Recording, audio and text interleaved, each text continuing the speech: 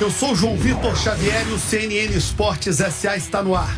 Toda semana um entrevistado para falar do mundo dos esportes e do mundo dos negócios. Hoje eu recebo Eduardo Dias, CEO da Futuri. Bem-vindo, obrigado pela presença. Obrigado pelo convite, um prazer estar aqui falar sobre o jogo, o business, a tecnologia e como a Futuri está contribuindo para construir a nova indústria do futebol.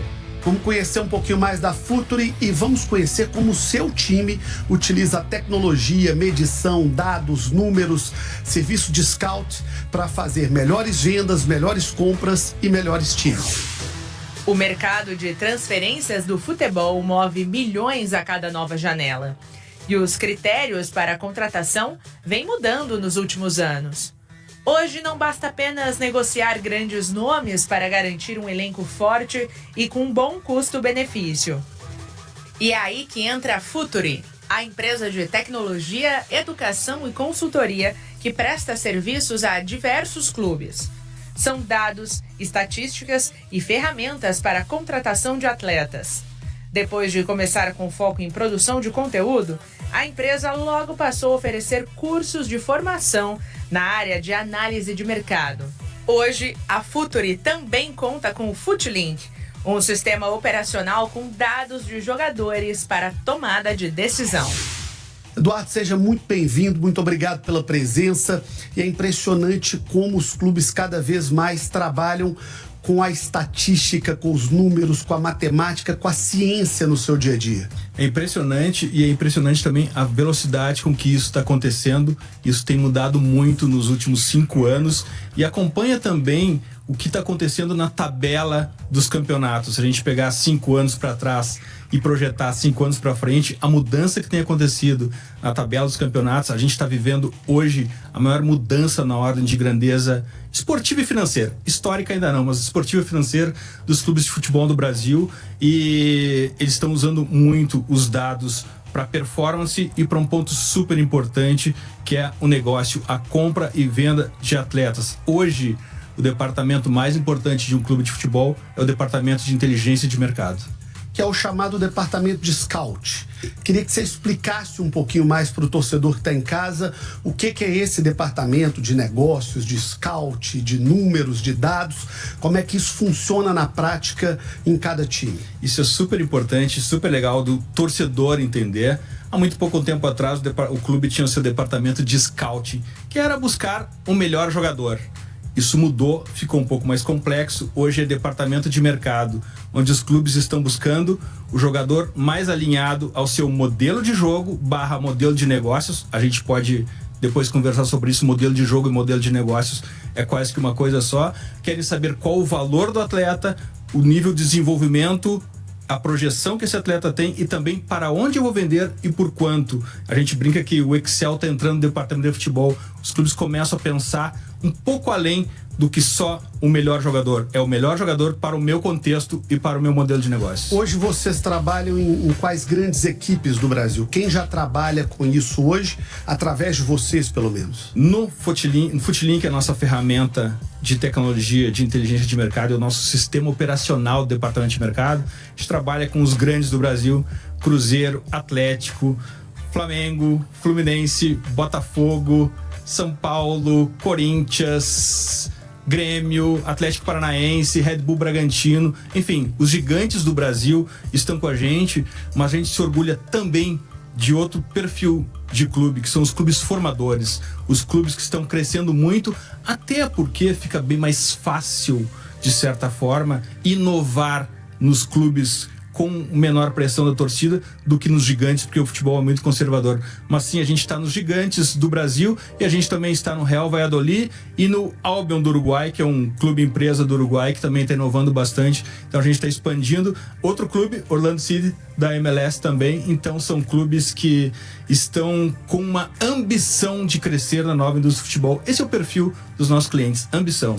Eduardo, sua empresa foi fundada em 2017. Queria que você nos dissesse o que mudou no futebol e o que mudou nessa prestação de serviço de dados aos clubes de lá para cá. Muito legal a gente contar essa história da Futuri, porque ela se confunde um pouco com essa nova indústria do futebol. Quando a gente começou com podcasts, final de 16, começo de 17, a gente estava exposto a um público que queria muito futebol com muito humor. Era uma época de futebol com muito humor por todos os lados. A gente, nerds do futebol, não tinha onde se abastecer de conteúdo, então criamos o podcast. Era um podcast super nerd mesmo. Quantos metros a linha de 5 tem que ficar da linha de fundo? Por que um time joga com os pontas invertidos? Isso atraiu um nicho. Começou a ser muito bacana porque o poder do nicho, e a gente construiu uma comunidade. Essa comunidade começou a nos pedir para a gente criar cursos para aprender como fazer análise. A gente abriu o nosso braço de educação, o Futuri Academy, e aí nesse braço de educação já é legal porque já conta um pouco da mudança da abordagem, inclusive dos clubes. E esses analistas formados foram contratados pelos clubes. Então, os clubes começaram a nos procurar para a gente fazer o que era o scout naquela época. E há muito pouco tempo atrás, foi 2019, foi ontem, e os clubes, quando a gente chegou dentro dos clubes, a gente teve um choque de realidade, João. Porque os clubes não tinham nada. E eu estou falando de gigantes do Brasil. Não tinham nada no sentido de organização, de processos, de base de dados. Então a gente começou a entregar para os clubes, além do scouting, a organização do departamento de scouting na época. E aí a gente começou a entregar valuation dos atletas. E aí a gente montou o FutiLink, nossa ferramenta de tecnologia, que é o sistema operacional dos clubes. Mudou muito a abordagem dos clubes. Hoje os tomadores de decisão querem saber de dados, querem saber da coerência daquele atleta sendo contratado em pouquíssimo tempo, e a margem para crescer ainda é gigante. Quando a gente fala a respeito de dados, de números, e você diz o seguinte: há 6, 7 anos atrás os clubes eram semi-amadores nesse processo, e quando a gente compara com o que acontece lá fora, em especial no esporte americano, né? O LeBron James faz uma cesta, vem a TV que está transmitindo, essa é a milésima cesta dessa posição que marca o LeBron James. Do que nós éramos para o que nós podemos ser, qual o tamanho dessa estrada? Não, o tamanho dessa estrada, embora a gente tenha trilhado um bom caminho, ela vai potencializar muito ainda, porque algo fundamental nos dados é saber o que eu estou procurando.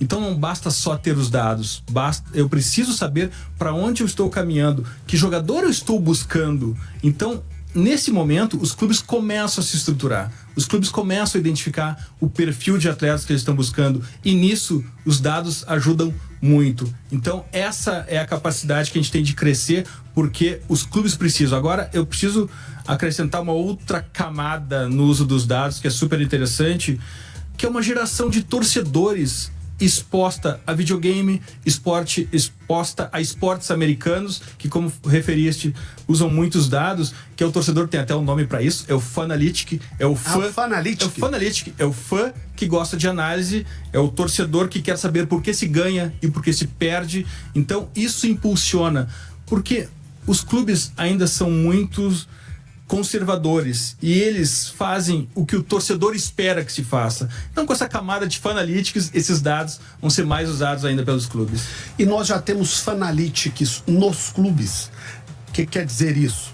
As pessoas dos clubes, os gestores, tanto os antigos quanto os novos, os dirigentes, sejam das SAFs, seja das associações, eles de fato já aprenderam a importância de ter dados, de ter números, de ter análise técnica na contratação de um treinador, de um gestor de futebol, de um jogador, de um atacante, de um zagueiro, de um goleiro. Os clubes já entenderam a importância dos números para o seu dia a dia?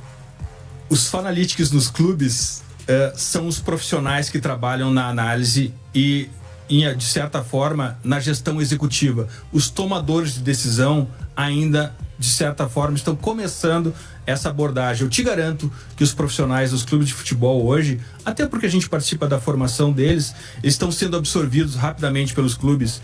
E é incrível que alguns clubes já querem criar o seu departamento de dados sem muito saber exatamente para que serve, mas isso é um processo cultural que vai crescendo. Mas isso é bom, né? Mesmo não tendo tanta profundidade, o clube entender que ele precisa fazer uma gestão mais voltada para dados do que apenas para o achismo, mesmo que seja ainda de maneira um pouco amadora, isso é importante, isso é bom. É super importante e é bom referir também que os dados que estão sendo usados nos clubes e pelos nossos clientes não são meramente dados esportivos, começam a entrar dados de mercado também, valuation de atletas, rotas comerciais de padrões de mercado, porque a gente olhando de fora parece que a janela de transferências é todo mundo contratando todo mundo, na verdade não é, existem mercados determinados para cada perfil. Explica isso um pouquinho mais pra gente. Eu vou fazer um exemplo bem claro de, por exemplo, eu tenho no meu clube um atleta, um centroavante de 1,95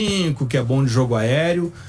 Esse jogador, ele vai ter um ótimo mercado, Japão e Coreia, porque se eu não tenho problema nenhum de eu vender esse jogador para a Espanha, mas não é o padrão de negócios. Então, quando eu começo a identificar esses padrões de rotas comerciais, porque, João, o futebol é como se fosse uma religião no Brasil, mas a gente precisa falar do negócio. O negócio, e que bom que a gente tem programas como esse para se falar de negócio. A gente tem que parar de ter medo de falar de negócio.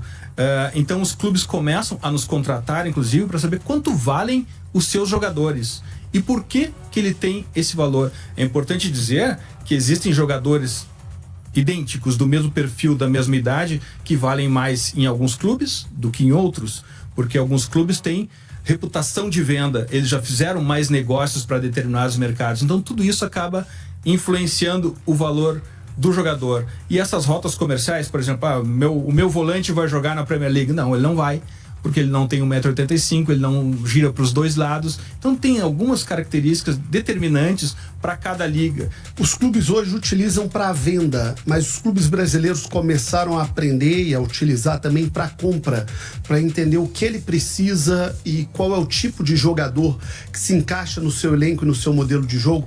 Os clubes já utilizam isso também para comprar? Sim, utilizam também para comprar, mas é importante a gente falar que existe uma SAF escondida em cada clube que se chama categoria de base. Os clubes utilizam muito pouco as categorias de base. E isso eu quero chamar a atenção da nossa audiência que gosta de esporte, que são fanáticos, que gostam do jogo e do business, para dizer que existe uma moeda poderosa no futebol. A moeda mais poderosa do futebol não é o dólar, não é o euro. Essa moeda se chama minutos em campo. É quando eu dou minutos em campo para meus jogadores da base que a mágica acontece. É ali que ele começa a ganhar valores. E o Brasil tem vendido jogadores com alto valor e com pouquíssimos minutos. Aliás, vou dar uma dica de janela de transferências para os clubes. O Brasil sempre foi a virtuose dos atacantes, os dribladores, os mágicos do futebol. Está se abrindo um grande mercado para os zagueiros brasileiros. Os zagueiros brasileiros estão começando a ser vistos como zagueiros construtores, zagueiros que cobrem espaço, correm para trás, e isso tem aberto uma nova possibilidade para os clubes do Brasil. O que era uma grande injustiça quando não era visto, porque quando você lembra de Oscar, de Luizinho, quando você lembra de Ricardo Rocha, quando você lembra de tantos grandes zagueiros do futebol brasileiro, o Brasil sempre foi um talento em bons zagueiros, zagueiro que sabe sair pro jogo, que sabe jogar. Que bom que nosso futebol começa a ser visto assim. Agora, a respeito do mercado de compra para os times brasileiros, como é que vocês conseguem fazer interação com os técnicos? Já que nós temos uma entre-safra de técnicos. Temos da velha guarda, pessoas muito mais da intuição, do modelo antigo de futebol, com menos dados, com menos número, aquela coisa do cheiro ali do campo, o que é importante, né? Porque é o talento, é o acúmulo de experiência daquele profissional, mas temos também uma geração hoje muito nova, já formada, já preparada para esse futebol de dados, de números. Como é que vocês conseguem no dia a dia conversar com essas duas gerações tão diferentes? É muito importante esse ponto, porque a tecnologia e os dados não substituem o modelo antigo de observação. Eles acrescentam uma camada a mais. E a gente sempre tem no futebol a dualidade, a dicotomia, ou é uma coisa ou é outra. Na questão dos dados não é assim. os dados servem para trazer uma camada a mais de informação. E é super legal que tu tenha falado sobre o treinador, porque o departamento de mercado e o modelo de contratação não pode ser do treinador, ele tem que ser do clube. O analista de desempenho que observa treino, que observa o adversário, ele precisa estar no vestiário com o treinador. E ali a tecnologia pode ser usada, às vezes é, outra não é. E eu posso daqui a pouco contar um caso muito bacana que ocorreu com um cliente nosso. Mas o departamento de mercado e o perfil de contratação precisa ser do clube. É o clube que comanda quem vai ser contratado, quem vai ser vendido. Isso não pode, os clubes não podem abrir mão disso. Mas os clubes conseguem hoje fazer isso? E vou até explicar mais. O que me parece é uma espécie de discurso que não casa com a prática. Clubes que falam o seguinte: olha, nós queremos contratar fulano, beltrano e um terceiro nome. Aí você vai olhar o primeiro nome, é um técnico que gosta muito de trabalhar com a base. O segundo nome é um que gosta muito de trabalhar medalhão. O terceiro nome é um técnico muito do futebol ofensivo, de propor o jogo. O quarto é um retranqueiro. Então, assim, a gente não vê muita coerência no dia a dia do clube de um modelo, de uma proposta de trabalho. Os clubes vão de um técnico ofensivo para um defensivo rapidamente, de um que gosta da base para outro que gosta de jogador experiente muito rapidamente. Onde é que está a coerência do clube e a aplicação prática disso, do método? A principal característica para um treinador ser contratado é estar disponível, né? Fora isso, tudo pode... É o que a gente vê no dia a dia. Não, olha só. Sim, concordo totalmente contigo, mas já existem clubes que já buscam o backup com o treinador sendo usado. Eu não vou negociar com o treinador, mas eu estou com uma lista de treinadores coerente com o meu, de novo, modelo de jogo e modelo de negócios. Ainda é muito aleatório. Eu demito o treinador no meio da temporada, e se eu demito um treinador no meio da temporada, eu vou ficar refém dos treinadores disponíveis. Isso precisa melhorar muito ainda. É um ponto que eu insisto, é difícil pelo conservadorismo. Às vezes o dirigente ele não quer demitir o treinador, mas a pressão da oposição no Conselho Deliberativo, da torcida. João, é legal a gente falar sobre esse ponto, mas no futebol existe o playbook da derrota. Eu só posso dirigir um clube dentro desse meu playbook, dessa ordem de... Eu só posso tomar... O que é o playbook da derrota? O playbook é o meu livro de modelos de jogo. Sim. Mas o da derrota é que o clube só pode fazer o que sempre foi feito. É muito confortável para o dirigente e quase que obrigatório ele fazer o que sempre foi feito.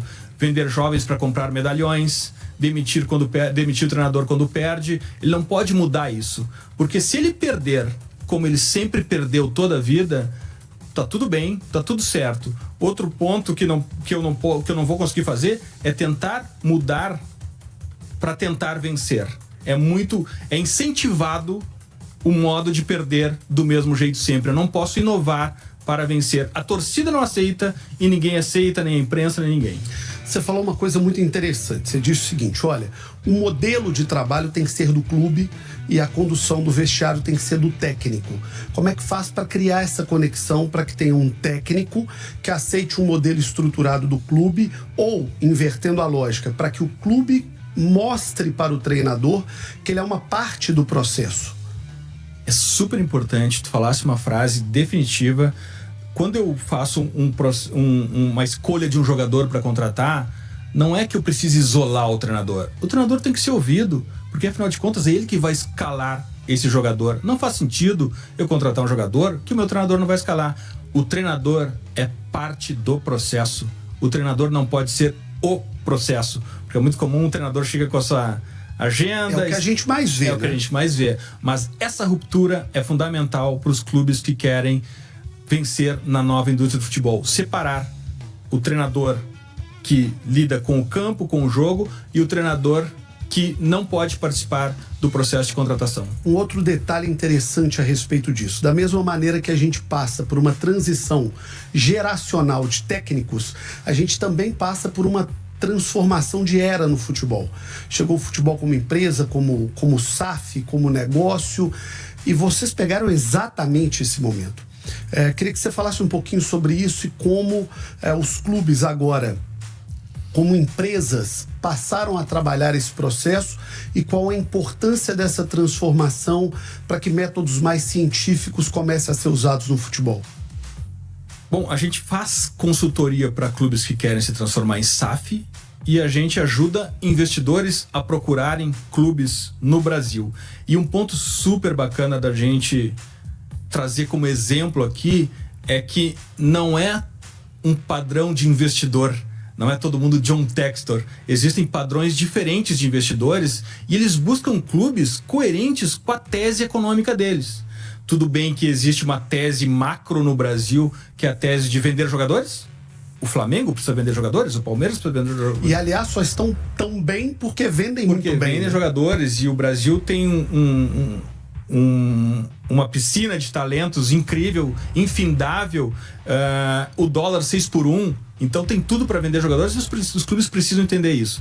Mas voltando para a SAF, existem teses e clubes diferentes. Não é todo mundo querendo comprar os gigantes. Existem investidores querendo comprar clubes e investir em clubes que não têm sequer futebol profissional.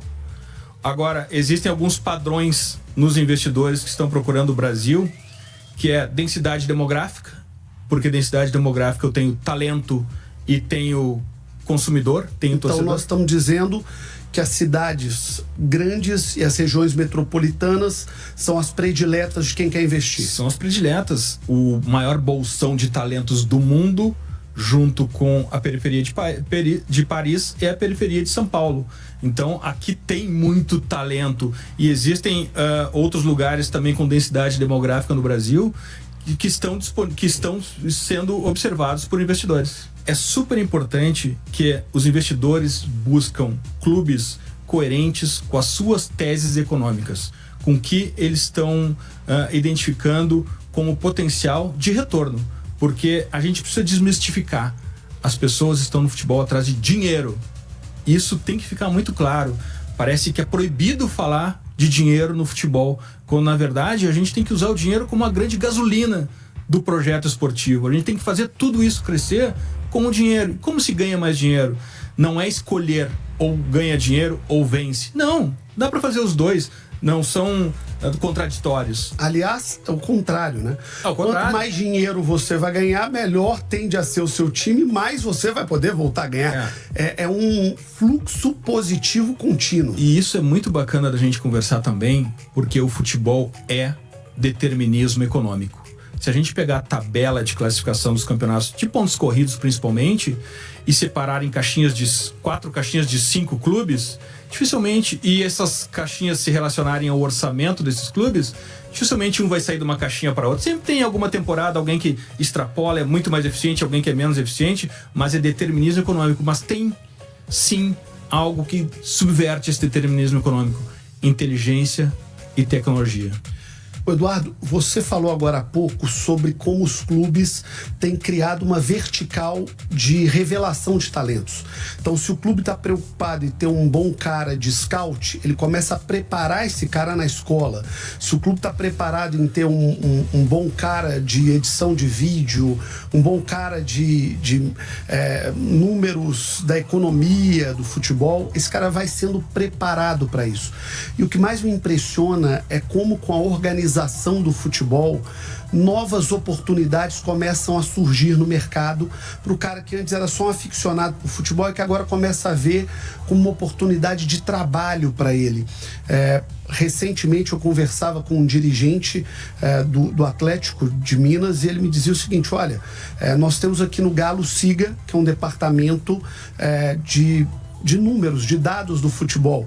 Eu tenho cara aqui que trabalhou na França, cara que trabalhou nos Estados Unidos, eu tenho aqui profissionais que trabalharam no Manchester, eu tenho profissionais que trabalharam em times da França.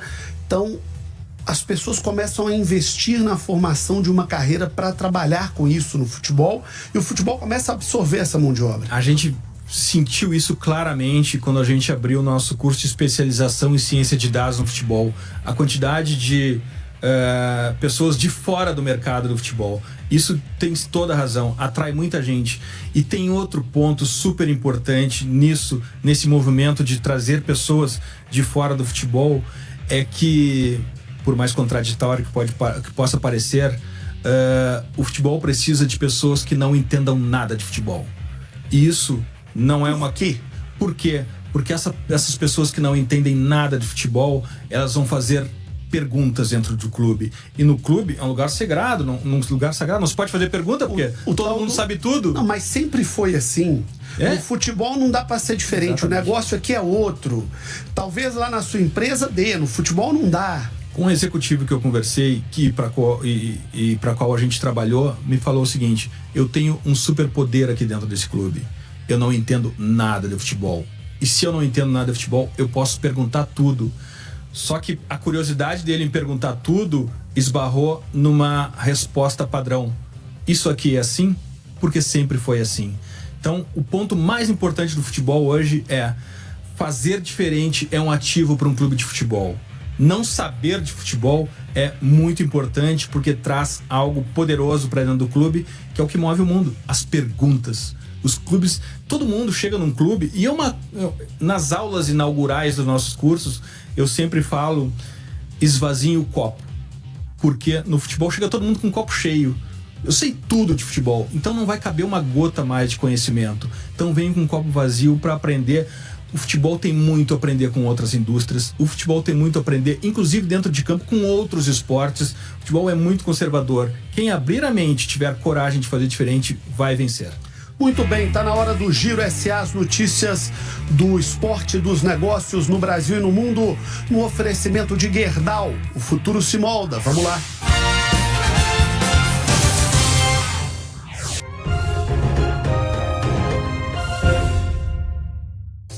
De volta com o CNN Esportes SA, recebendo Eduardo Dias, CEO da Future, que é uma empresa de dados, estatísticas, números e que presta serviço para grandes equipes do futebol brasileiro. Citei aqui agora há pouco Flamengo, Palmeiras, Botafogo, Fluminense, só para citar os 4 que representaram o Brasil na Copa do Mundo de Clubes.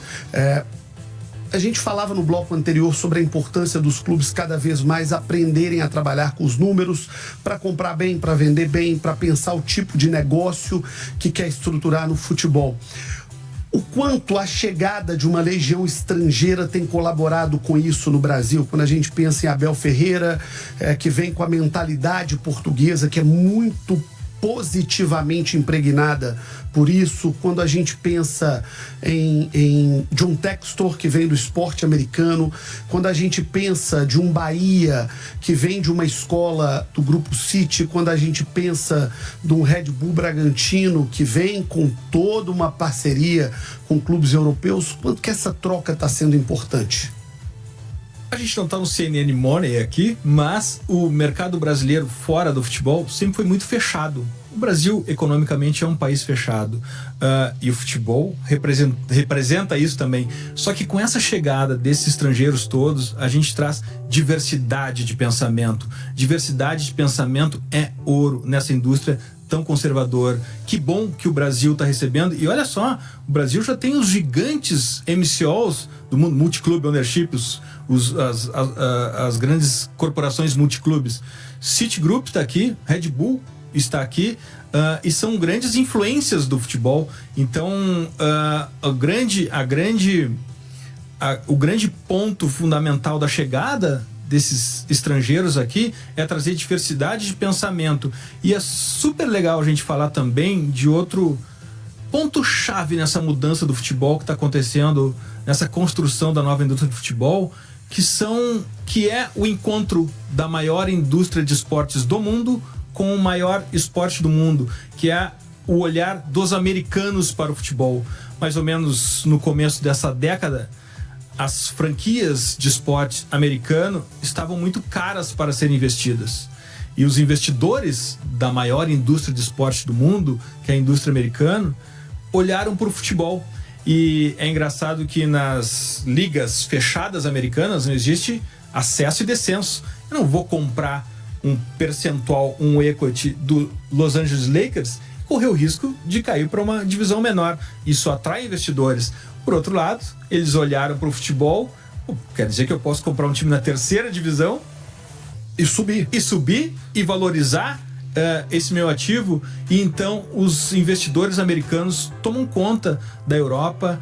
O campeonato italiano hoje é praticamente de clubes de investidores americanos, mas mais do que dinheiro, é o playbook americano, de novo o playbook, mas o modelo americano de gestão, de como eles fazem negócio com os clubes. E claramente eles estão lá para ganhar dinheiro, mas para ganhar dinheiro eu preciso organizar o clube, eu preciso comprar jogadores na baixa e vender na alta, o contrário do que a gente faz. Eu não posso vender esse jogador agora porque ele fez uma temporada maravilhosa. Como assim? Eu vou esperar ele fazer uma temporada ruim para vender esse jogador? Então, esse olhar diverso traz riqueza de conhecimento e riqueza palpável de dinheiro também. Então, a chegada dos americanos, eu acho que foi uma mudança-chave. Eu entrevistei aqui no programa dois nomes muito fortes hoje do nosso futebol, do mesmo clube, o Tairo Arruda, que é o CEO do Botafogo, e o John Textor, que é o investidor do Botafogo. E ambos trataram o sucesso do Botafogo colocando um ponto central, chave, que foi a análise de dados para a formação do elenco. O Textor chegou a dizer o seguinte: olha, nós trabalhamos de maneira muito planejada, pensada em quem seriam os jogadores que nós contrataríamos. E fomos ao mercado buscar jogadores que às vezes não estavam ali entre os mais badalados, mas que a gente sabia que tinham as características e os dados que nós precisávamos para dar certo no Botafogo. Citou o caso, por exemplo, do Luiz Henrique, que depois arrebentou, foi o melhor jogador da Libertadores do ano passado. Esse caso do Botafogo pode se tornar um case decisivo para a mudança de mentalidade do futebol brasileiro? Sim, e no Botafogo tem algo que eu gostaria de acrescentar a essa história, que eles não só contrataram esses jogadores com biotipia, com altura, com fisicalidade, com pontos que são importantes para ele, para o modelo de jogo / negócios dele, mas eles contrataram também os melhores analistas, eles construíram um departamento de dados, eles foram nossos parceiros técnicos para identificar quem são os melhores cientistas de dados do futebol do Brasil para contratar esses caras. Então é muito mais profunda. Tudo bem, o que o torcedor vê é a contratação do jogador no final do dia, mas tem uma estruturação maior por trás, e essa estruturação é importante. E sim, identificar padrões. A chave no futebol é identificar padrões, não é caos para todo lado. Identificar padrões, qual é o meu modelo de jogo, qual é o modelo de negócios, e não abrir mão disso, ir atrás desses jogadores, utilizar dados e tecnologia e também a observação dos analistas para achar esses jogadores coerentes com a minha tese financeira. Mas o Botafogo é um grande exemplo. O Eduardo, qual é o perfil do jogador que cada mercado do mundo busca hoje no Brasil, e qual é o perfil do jogador que o mercado brasileiro busca aqui dentro, dos grandes times para baixo, e lá fora, quando um grande clube brasileiro vai contratar? Vou te dar tempo para destrinchar, mas eu queria que você explicasse um pouquinho isso pra gente. Olha só, eu já dei o exemplo agora do Japão, eu dei o exemplo da Inglaterra, que busca volantes que giram para os dois lados, volantes com altura, a Espanha procura jogadores mais técnicos, a Itália zagueiros mais... Qual que é a faixa de idade hoje do jogador? Esse é um ponto super importante, tá? O jogador, ele tem a curva de performance do jogador, ela não está ligada necessariamente à curva de valor. A curva de valor nos primeiros anos da carreira é exponencial. A partir de uns 24 anos, essa curva começa a diminuir. E a curva de performance, não, ele pode performar até 30 anos de idade perfeitamente, sem problema nenhum. Agora tem um ponto super interessante da gente conversar aqui, é de um perfil de jogador que tem um valor em torno de $1 milhão e 5 milhões de dólares, que no Brasil, nos principais clubes, tem um salário muito alto. A MLS, por exemplo, vem ao Brasil, e na MLS existe teto salarial, eles não podem gastar o que querem, eles têm que se submeter a um teto salarial. Na MLS, os clubes da MLS vêm até o Brasil, atrás de jogadores de $1 milhão e 5 milhões de dólares, só que os salários deles é muito alto. E o Brasil está deixando muito dinheiro na mesa, porque a MLS olha para o lado e tem Colômbia e Equador, principalmente, com jogadores nesse mesmo nível técnico, mas com salários menores que se adequam à legislação da MLS.